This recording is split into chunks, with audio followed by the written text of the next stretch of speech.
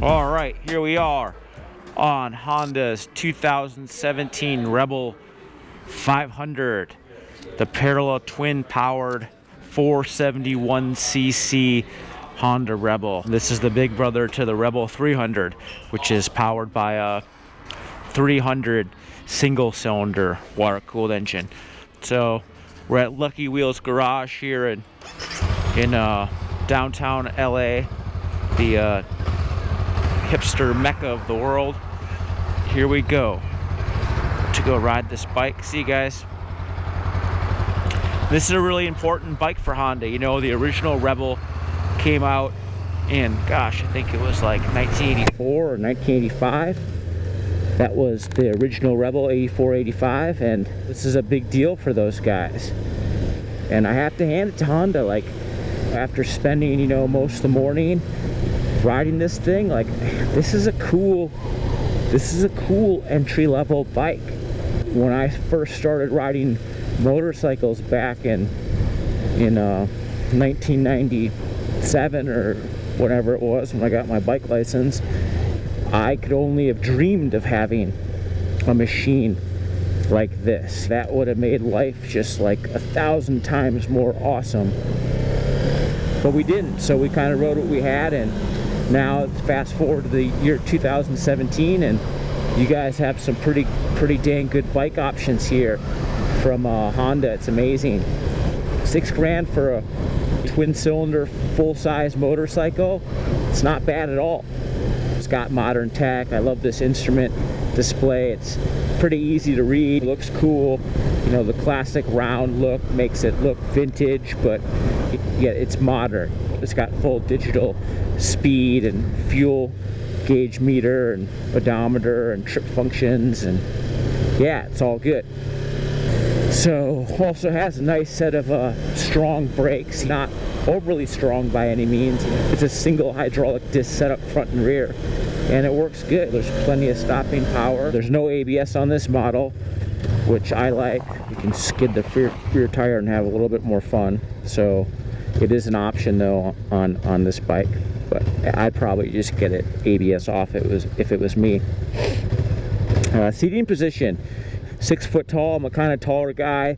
You know, this bike's definitely orientated towards, you know, new riders, smaller people, but I gotta hand it to Honda. It's actually pretty cozy. You know, I wouldn't want to ride 100 miles on this thing, but for jetting around the city, for running errands around town, absolutely. If I was a little bit of a smaller person or weighed a little bit less, I think this bike would be a little bit more comfortable. It's just the seat pan, it's a little bit thinly padded, it's a little bit small. So if you're a big, humongous dude, you might not be the most comfortable on this bike. But I mean, the rider triangle is it's pretty cozy. I like that the feet position, the foot position, isn't far forward. It's mid controls, true mid controls, and that kind of gives it more of like a standard, more of a almost sporty kind of feel. It's definitely not cruiser-ish in the traditional sense. The bar's a little bit swept back. You know, you got the mid controls. The Honda engineer asked me, like, how would you define this bike? Would you define this as a cruiser? And I'm like, it's more cruiser-ish. It's just kind of a hybrid of a V-twin and a street bike. Obviously, it's got a parallel twin engine, not a V configuration, but that's kind of where this bike is. But it definitely is a head turner. I mean, just driving around the street, people are kind of checking us out on this thing. You know, the styling it's not too radical, yet it's not too conservative either. I think if you just wanted to get into motorcycling and get something where, you know, I don't really know what I want. Like, do I want like a performance street bike? Do I want a dual sport? Like, I don't know really what I want. I want something that's affordable, will never break, and is easy to ride. Well, this Honda Rebel checks all those boxes. Earlier we were riding the single cylinder, the 300 single cylinder bike, and you know, it's if you really want something that's super affordable and just need something that's basic, affordable, and unbelievably easy to ride, and it's not going to scare you when you twist the throttle, that bike will be good for you. But I think for everyone else, I think you're gonna want this double cylinder setup. It makes the bike a little more versatile. You have more power to pass traffic like we just did right here. You can go on the freeway with a little bit more comfort, a little bit more not so, I guess, scared almost. So just because that 300, you're just revving the thing crazy just to keep it freeway speeds. Where this thing, you know, it's got a little bit more torque in the engine. It kind of carries the top gear a little bit better, you know. But definitely, I would opt for the 500. It is $1,700, $1,600 more expensive. So you know, if you're tight on money, 300 is gonna be where it's at. But otherwise, I get the 500 if it was me. Suspension on this bike, given that it's more of a new riders type bike, you know, orientated to noobs, the spring rate on this thing is definitely on the soft end of the spectrum. You're not going racing with this bike, yet it's pretty comfortable. Like, it absorbs the bumps real nice. It's so light and lively. Like, look how like maneuverable this bike is. I have to put very little input through the handlebar to get the bike to turn. It's quite impressive. And just on the spec sheet, you know, this thing weighs, the 500cc, it's still a light bike. It just weighs over 400 pounds. So it's going to be easy to wheel around your garage. It's going to be easy to move around and fit in those tight parking spots. This is a great bike for riding, you know, downtown, somewhere where you're not putting a whole lot of miles on, but you just want something to jet around that's affordable, that's relatively comfortable, that looks cool, modern. The fuel injection and the electric start and all the modern advances of Honda, like, this bike will never break. Like, this bike will absolutely, you can probably put 200,000 miles on it. It'll just never break. The engines will run forever. Transmission will go forever. As long as you do your scheduled maintenance, which is, you know, few and far between on these motorcycles, and doesn't even cost a whole heck of a lot anyways to do, you know, these things will literally run forever. And that's cool. We haven't had a chance to measure the fuel economy on this thing. American Honda had these things topped off before we rode today, and we've only put on, you know, maybe about 60-70 miles today, so not even close to depleting the capacity of the 3-gallon fuel tank.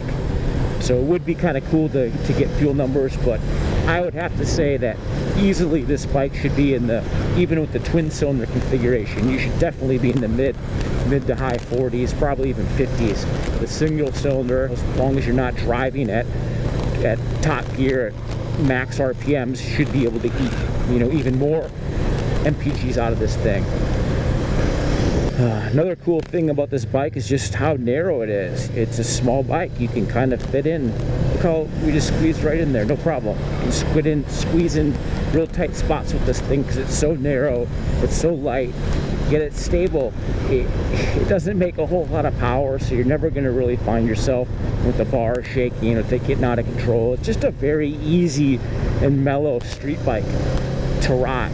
You know, it doesn't require a whole crazy amount of skill. The clutch pull is very light, yet it's progressive. When you're letting it out, you can really feel the friction zone pretty easily.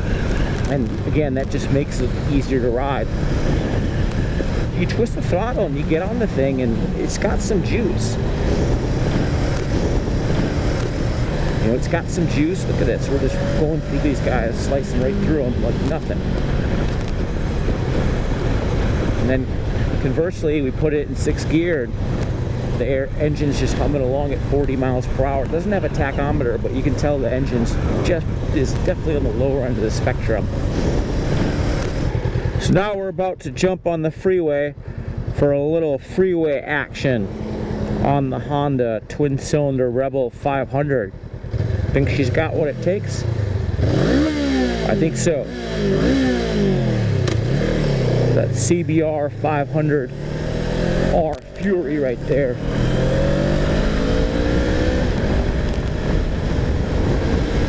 It's got pretty good get up and go.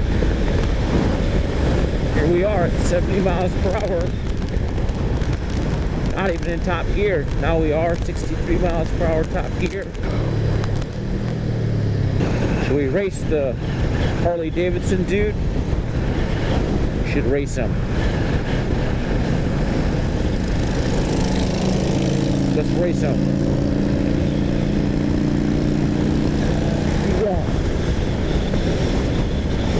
We beat the Harley Davidson dude. Honda Rebel 500 wins against Harley Davidson. Numero uno.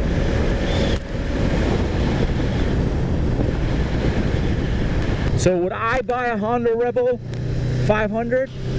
I wouldn't buy a Honda Rebel 500 because I want something that's got more performance. I'll spend the money to do it, but I need something with more performance, something I can use a little bit more versatile than this thing. But if you were someone who wanted to taste motorcycling, you've never ridden before, you know, you've seen it on YouTube, you know, you've read online, you want to ride a motorcycle, but you don't really know how to do it, this Honda Rebel is how you do it. It's easy to ride, it's affordable, it's never gonna break, looks cool. After 6 months, a year of riding, you decide, hey, riding is not for me. You're gonna be able to sell this thing, and it's not gonna depreciate that much. You're not gonna lose a whole lot of money. You're gonna be able to turn and burn this thing because they are such good, easy, novice-friendly bikes to ride. And if you wanted to get your feet wet and give the world of motorcycling a try without putting a whole lot of risk or skin in the game, this Honda Rebel is definitely going to be a bike you should consider. I wouldn't hesitate giving this to a new rider and cutting them loose. It's a very, very easy bike to ride.